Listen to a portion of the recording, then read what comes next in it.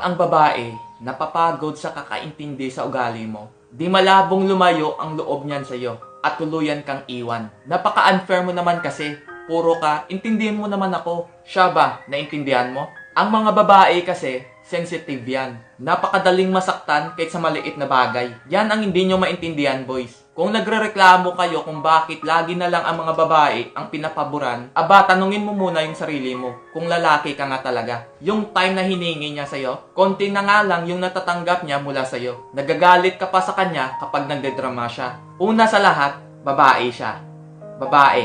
At lalaki ka naman.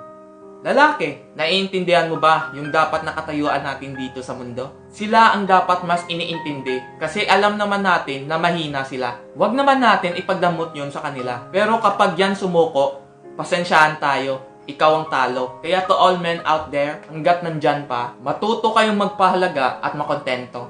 Kasi you'll never know kung hanggang kailan at saan ang kanya niyang tiisin para sa inyo. Tandaan mo, kapag ang babae sumuko na, mahirap nang balikan. Kasi bago pa yan sumuko, ilang beses na yang umunawa hanggang siya ay magsawa.